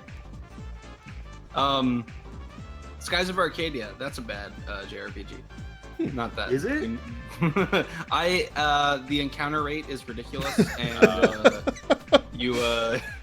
It's you just spend way too much time in it. Open Dork in the chat says, crappy trails? You mean trails?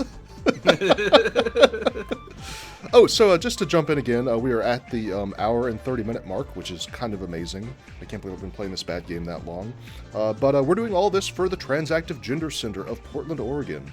Transactive is an awesome organization that provides direct support and assistance to trans youth in the Portland area. Every dollar absolutely counts, and your money is going to direct support for kids in need. So it's a good charity. Yeah, we made first goal already. We smashed the $2,500 original goal. We raised it up to $3,500. But yeah, I'm proud that of our community that we were able, like even well before the stream's close to finishing, we were able to get to that goal. That's pretty great. Yeah, was the last one like 1,500? The first one I believe was 1,000, and then we ultimately raised 15. That's awesome. Yes, we're doing. It's a good year to be a duck. Absolutely. Anyway, I'm also really glad that I changed this to Sonic Mania music. This is so good. So I'm just really glad that this soundtrack is like online in extended format before the game is even out. Yeah. Next up is Ni no Kuni. That game is not my speed, but I understand why people like it. I bought that game when it was on sale for $5 because things on the PlayStation 3 store go on sale all the time for ridiculous amounts now, which is great. I just haven't gotten around to it yet. The PlayStation Network I am so locked into the PlayStation ecosystem. Sony has me hook, line, and sinker for the rest of my life. Absolutely. I have in my room right now. I have a grand total of 4 Sony consoles. Me too. Oh, hey, yeah. Actually, on my desk right now, I have my computer monitors, my router, all that stuff, and then a PS4 and a PS3 stacked on top of each other. Yeah, I just brought a PS2 home from my work, and I have a Vita sitting over there. The only reason I don't have a 1 is I functionally have no need for a PS1. And so I just realized I don't know what I'm doing. There's nothing in this dungeon, and I already got the item that's in it. So what am I even wasting time here? Do we know how much progress you've made in this game? Almost none. What was the item that you just picked up? Some sort of water. Let me take a look. Oh my god, this game is so bad. The Leet water? Yeah. Let's see. So, walk over. The challenge is surviving. I'm guessing I have to use it on that town that was... Zip back to Remlia. Zip it back. I'm probably going to die here. Then walk over to another town called Arrow. Walk over... The guide is so poorly written, just like this game. Walk over to Arrow, and L will use Leet Water, so you can enter. So I'm assuming Arrow is on the world map from the main town. I need to buy a PS2. They're still doing Sony talk in the chat. My PS2 broke, and that made me very sad. Yeah, PS2. They are the older ones. The original models are definitely starting to die out at this point. And I'm gonna guess you had either a laser failure or a motor failure. It was a laser failure, yeah. Yeah. And it was a PS2 Slim. Oh, that's happened. Oh man, yeah. I replaced my old PS2 with another old PS2, so we'll see how long that lasts. But at this point, almost all of the PS2 games that I care about are available on PS3 or 4. Oh yeah. Also, Open Dork just pointed something out in the chat that this is the reason I don't have a PS2 is because every time I think to myself I need to buy a PS2, I remember, oh wait, that emulator for the PC is actually really good, and then I just do that instead.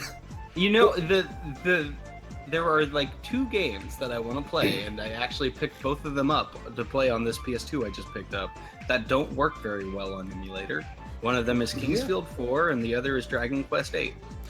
Yeah, I have been slowly collecting the pre-Disgaea games, and a couple other, like, I love Disgaea, I love those games. I've been collecting some of those because they don't emulate super well, but I've got a copy of Makai Kingdom sitting next to me that I'm looking forward to digging into. That was true. Makai Kingdom makes me really sad because it was the sequel to Disgaea, and it went in a totally different direction. It was awesome. It introduced a ton of new mechanics, and then I guess it didn't sell as well as a normal Disgaea game, and they went back to Disgaea 2, 3, and 4, and they didn't do that thing they had been doing up to that point, where like every game had a new system, new mechanics. Every game in that series was new and interesting, and then it just kind of settled into a rut. Speaking of emulation and PS3s, I have a random trivia fact for you. Did you know Disgaea on the PS3 was the first game on PS3 emulation that they made it to the boot screen on? Really? Yeah, first game. So PS3 emulation, actually, there was just some news. It's not stable yet, but they do have Demon Souls running on emulation now. Oh, hey, so we'll finally get Demon Souls on PC. Yeah, and that's the big game they're testing because it's pretty much the killer app for PS3 emulation. It's kind of hilarious that they're getting PS3 emulation working whenever, like, you would hear stories about how developers could barely figure out how to program natively on that thing when it came out. Oh yeah, and there's a great I'll link it to you. There's a great explanation of like here's how long it's taken and here's what we figured out about PS3 emulation, and the answer is it's ridiculous and the processor is asinine. And I remember Dave Lang was on some podcasts because he was a developer back when the PS3 he was doing a PS3 launch title, and he was saying like part of the problem was Sony was developing their documentation for the processor after it had already been in developers' hands, so they have like incomplete documentation on how to code for this machine while they're having to also hit a launch deadline. Which is why so many of those early games were janky and so many of them were delayed. Oh my god, early PS3 games, man. I remember when I first got my PS3 and I was like, oh, what games can I get for this? Because it was like 2007 and there wasn't a ton out yet. Folklore was one that always caught my eye that I never actually bought. Yeah, I remember I had a friend, we were in middle school when that came out, the PS3, and I had a friend who was like a real early adopter. Like he got it for Christmas the year it came out, and he had, you know, like that, what's that game with the redhead lady with the Heavenly Sword? Heavenly Sword and Folklore, and they both looked so cool because I was young and stupid. But Heavenly Sword is fine. It's just a God of War game. Yeah, it's better than Lair. Lair's a garbage game. Oh man, I remember being so excited for Lair too. I had a friend who beat Lair because he owned it. He did not think it was a good game. When I actively like, why are you playing this? He was like, because I bought it, and he did the whole thing, that whole game. And if you guys haven't like controlled a copy of Lair in your life, sorry to interrupt, but we just got a donation. Brian Wade just donated $20. Thanks so much. Oh, and he provided a quote from us. I hope this isn't from a Star Wars book. Just kidding. Brian and I have definitely bonded over our shared love for the novelization of Star Wars Episode 3. Can one of you read this quote? It scrolled off before I was able to see it. No, I didn't catch it either. Sorry. Oh. Well, thank you so much, Brian, and may the Force be with you, as what I imagine you said. Other Brian, if what you typed was important, just paste it in chat and we'll read it. Just letting you know. Was it the back love to this... can ignite the stars quote from the Episode 3 novelization? Back to this JRPG list. So I had some. So Evan, you didn't play Ni no Kuni either. I booted it up and played about an hour of it. It's just like Pokemon, is my understanding, right? Yeah, yeah. Miyazaki Pokemon. I'll play it someday. You know, Did you guys play Eternal Sonata? I have played Eternal Sonata. I have it's a lot like that, but with monsters. Yeah. Brian's, it's better. It's way better. Brian's quote was, "Watch the throne, Colbert." Okay. Because we're coming and we're hungry. So I'll talk about Eternal Sonata in a second. Ni no Kuni, though, at my shop, we just got in an import DS version of it. It's a special edition. Mm-hmm. You guys should look that up. It is gorgeous. It comes with this really like lovely book. Like it's a real book, like hardbound, and the pages and we are. Didn't get that in America, right? Not the DS version. No, we only got the PS3 version. That's what I thought. Oh, hey, I think I beat a boss, but who cares because this game is terrible. That was yeah, a it's boss? pretty bad. So anyway, back Oh. to the conversation.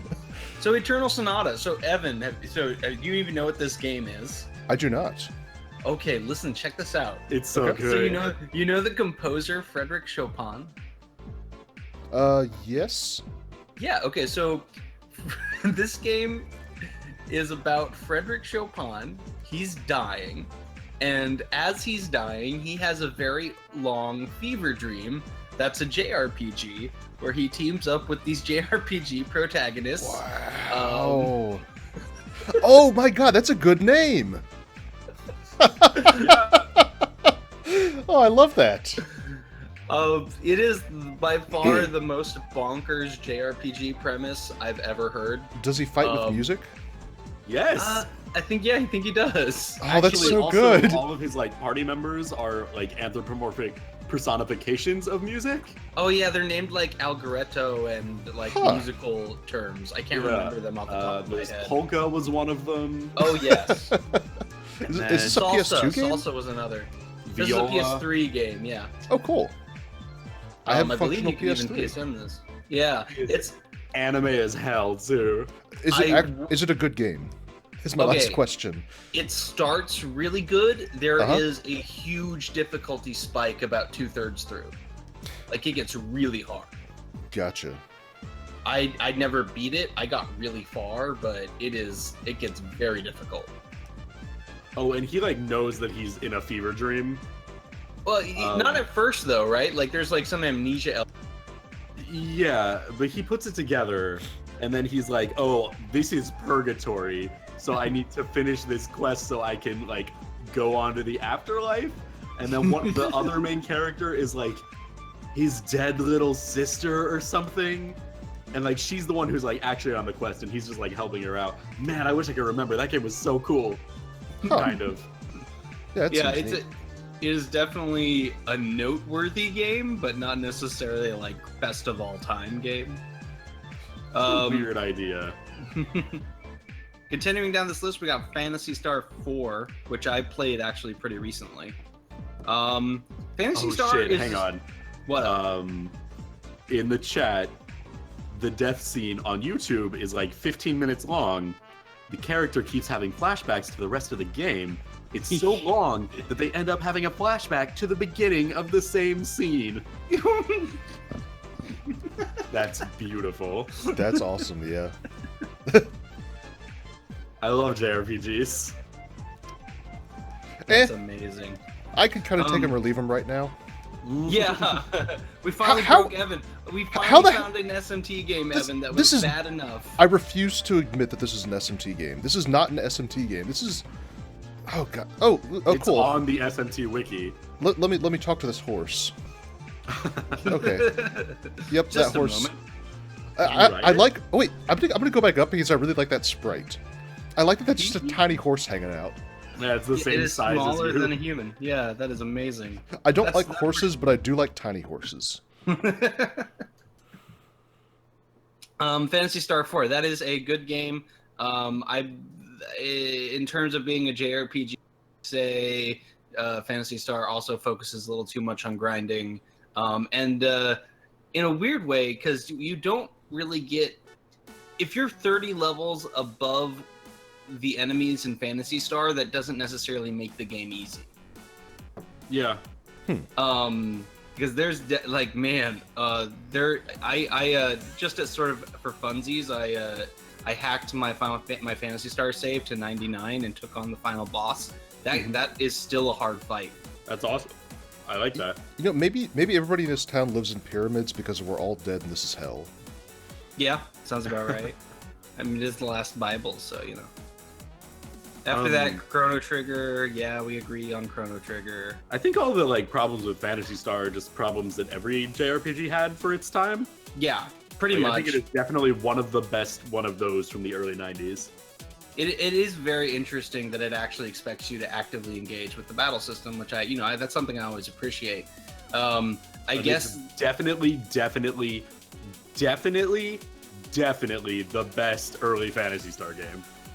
Yeah, I've heard mixed things, specifically from my. She's pretty adamant that it's not as good as the earlier ones, but I could not go back to 1 through 3. Those look real rough. The other one that I played was 2, and it was the grindiest game maybe ever that I've ever played in my life, but it's worth it because at the end of the game, you find out that the villains were the remains of the original humans from Earth, who, like, were only sort of kind of tangentially related to, like, what the villain was doing. In the game. The villain was, like, their computer that, like, went rogue, like their rogue AI. So you uncover the last humans, and the end of the game is your party slaughtering them in revenge for all the chaos that they very, very inadvertently caused. Can I interrupt and tell you guys how much I love this sink sprite? It's a sink and a stove. It's a pretty And I nice love it. sink. That's all. For like a straight up 8-bit game, that's a good looking sink. So I'm looking up who's coming up after us on the schedule. It is Phil Holmes, and he is playing American Truck Simulator. Oh, nice, very nice. Oh, and then Murph's gonna do his Yogg run. Oh, Yogg's so cool. I'm really looking forward to Phil's run, because if there's one thing I like more than playing American Truck Simulator, it's watching someone play American Truck Simulator. That is kind of not a joke. Also, I have no idea what I'm supposed to do now. I saved Like Bar, gave him his medicine, and I have no idea what's next. Just play, just grind for 20 minutes. Get there. There's no way we can make progress. Let's go through this list some more. So Persona 4, I think everyone in this room can agree that is one of the best JRPGs ever made. Absolutely. Definitely. We can't say though that game has, it's the longest game that I would say almost has no filler. I feel like the filler in that game is all dungeon. The actual, like, everything that's not dungeon is really, really fun. And I liked the dungeons when I played Persona 4 because it was my second SMT game ever. But, oh, we just got a donation. Not ECEC donated $21. And he says, nice work, Megaten Bros. Thank you. Thanks, Jazz. Hey. Yeah, Persona 4 is great. You're right in that, it's the dungeons that pad time. But I think That I don't opening feel too. like that opening's pretty long. It's rough. But I don't know, man. That opening is, I feel like, pretty essential to the tone of the game. That's the Dragon Quest VII argument, where the opening takes, 5 hours or something. I just feel like you could have interspersed a lot of that stuff, throughout the beginning part of the game, instead of, holding your hand for as long as they do up through the first dungeon.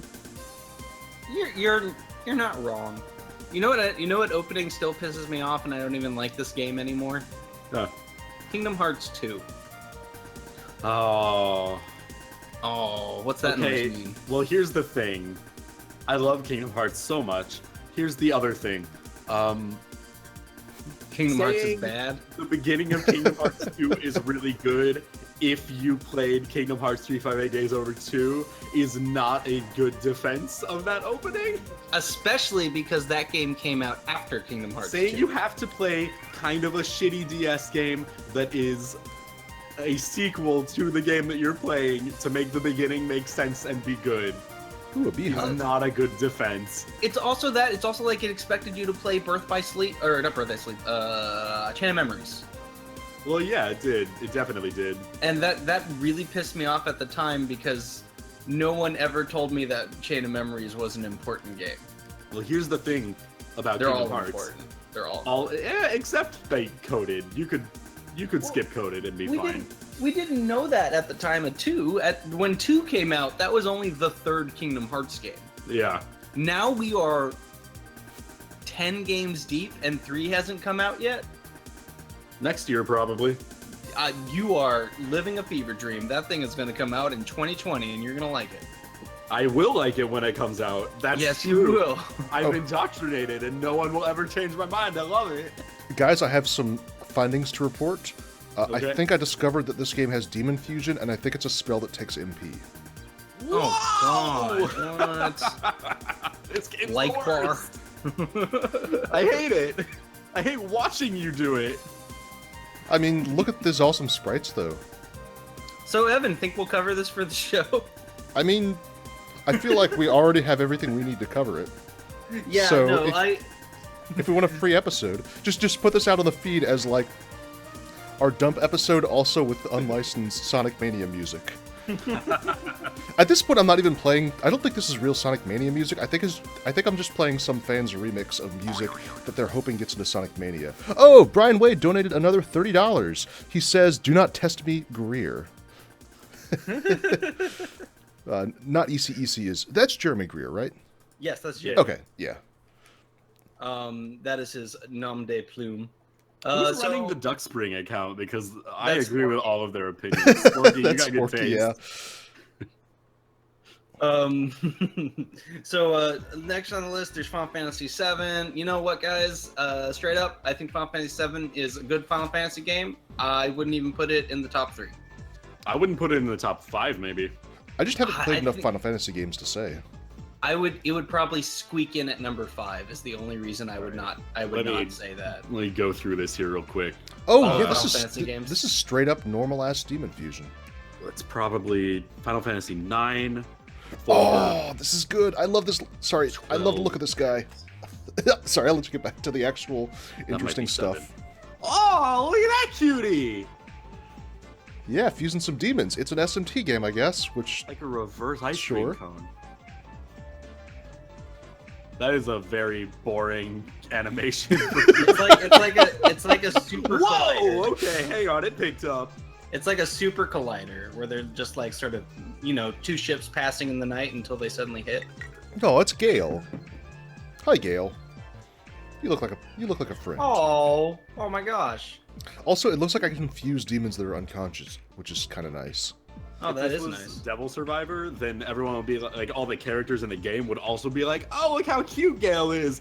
And then like 2 cutscenes later, you'd get in a fight, and Gale would like impale someone on its face, on its like horn thing, and it would be like, oh my god, because that is 100% of what that game is. Okay, It's so like- did you figure out where 7 lands on your list, Ian? 7 is either a 5 or 6. See, that's what I'm saying. I think it would just You know what? squeak in at the bottom there. I know that I'm this trash boy, but I probably like 13 more than 7. Sure, I haven't touched 13 at all, so I can't judge. 13 has good characters, a really, really, really garbage story, really bad railroading, and the best combat system in any JRPG. Interesting. So in my opinion. here's for sure my list. In no particular order. I can do 10 for sure. Final Fantasy 1 for sure. Boo! 1 rules. I don't care. Play the Game Boy Advance remake though. Don't play the original.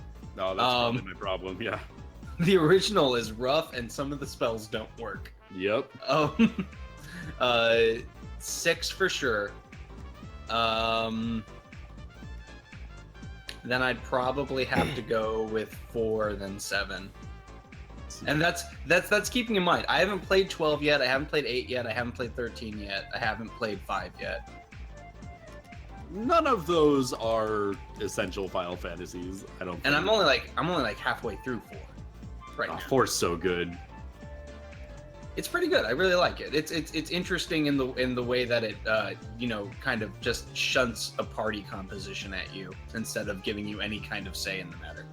Yeah, it's kind of like, I forget where I heard it described this way, but a few years ago I heard someone say it's like a puzzle game. Where Okay. you have to figure out the best way to do it based on the tools that they give you.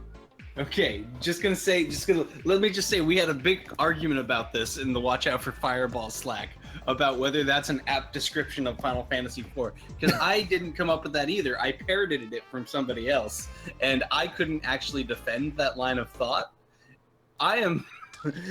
Some people argued very well that that's not a very good description of how Final Fantasy IV actually works. But Well, that's it's all I'm not gonna a real say. puzzle game. It's definitely not. That's a good shorthand, I think, for the way it says, here's what you have. We're going to give you Sid, and he sucks, and we're going to give you Edward, and he sucks. And you're going to have to figure it out. Make it And then not you do. suck together. Okay, moving onward. So that's the great Final Fantasy Oh, argument. wait, Marksman Shrimp in the chat says Lost Odyssey is the best Final Fantasy game. He's correct. Lost Odyssey is really super cool, and not enough people played it. listening Well, to you guys explain talk, to me- I'm realizing I have not played many JRPGs at all because I think Final Fantasy VII is the only Final Fantasy game I've beat. Evan, play 10. Oh, I have played 10. I am not going to finish it. I have like a 30-hour save in it. Oh, it's so good. Okay. I'm at a point where I just cannot. I think I'm at the point where there's that lion man, and you have to climb his mountain, and everybody wants to kill him. Yes. And that's where I stopped. Okay. You're like at like halfway, I think. Yeah, I'm done with that. Anyway, Xenogears is on this list. Xenogears is a garbage pile that people say is good. Have you guys played that at all? Oh No. yeah, I played. That's the one that got ported to 3DS, right? No, that's Xenoblade. Oh yeah, I know. I Same. did play. I started playing Xenogears right before we started this podcast, and I was like, well, I don't have time for 2 JRPGs, and I just dropped it. Yeah, so it's the same family of games. Ian, did you say you hadn't played it at all? No, never. So let me put 2 words together, and you can imagine how great of a game this is. Okay. JRPG plus Okay. platformer. Hmm. That sparks the imagination, right? Well, what if I also told you that they didn't finish the plot even remotely, and the second disc is like 6 hours of exposition right in a row? I did know that about it, which is one reason I never got around to it. Yeah, that's the more infamous aspect of that game. I'm probably exaggerating with the 6 hours, but it's a lot. The second disc is like real rough. I only got like a few hours into the first disc because I did not like anything about that game, unfortunately. Oh, here's a JRPG that has virtually no filler, I would say. Earthbound. Oh yeah, that sounds good. Yeah, all right. I said virtually. There's definitely some like. I don't think that there's like a lot of filler in Earthbound. I just think that Earthbound isn't very good. I said it. The writing's real nice. The graphics look good. All the dungeons are garbage. It's not fun to play. Mother 3 for life. Fuck you. Fight me. Okay. If your argument is that Mother 3 is a better game, then I agree. I also think Earthbound is a bad game. Earthbound is a game that is the good bones of a game with a real ugly crop of just bad shit slathered all over it. Okay, I'm gonna go through the rest of these real quick since we have like 8 minutes left. Okay. Trails of the Sky is on here. Radiant Historia. That's one Radiant that Historia is amazing. Make time for that, not. Brian. I want to. Time I do. for Radiant Historia. You will love it. It's a JRPG without all the like anime bullshit, and it's about adult people with adult problems doing real things. And it has a time travel mechanic that's good. Awesome. I'm into all of those things. Like, I don't even need a good time travel mechanic as long as there's time travel. Yeah, it's I'm that nice. kind of asshole. After that, Lufia 2. I've never played a Lufia game, but I watched one on a TV once, and they're cute. They definitely, I like the sprite art, but I definitely didn't see anything super crazy about it.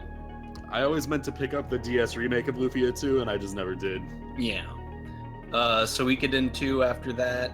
Super Mario RPG, I cannot accept that in a world where Paper Mario exists. Yeah, exactly. There is nothing Super Mario RPG does that Paper Mario doesn't do better. I imagine that's only on there because it's one of the one of the writers like, oh, I played this game when I was young and I love it. Yeah. I mean, I get it. Like, so there's people have some real nostalgia for that game, some real feelings for that game. I can't fault anyone who says that game looks great or sounds great or like gave them the epic Mario adventure that they always wanted. But I lived in a world like Paper Mario Thousand Year Door entered my life when I was 12 years old, and that was the right time for it to enter my life. And I played it again like a year ago, and it holds up. It's great. Yeah, but it's just like, because I imagine most people who are RPG got it when they were 12 or whatever. Yeah. So, but because Paper Mario didn't exist at the time. Right.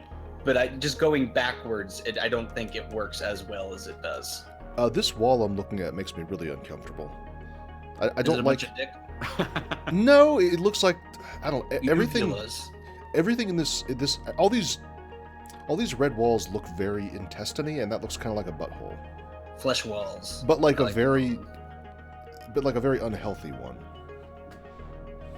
Everyone in chat is saying Golden Sun.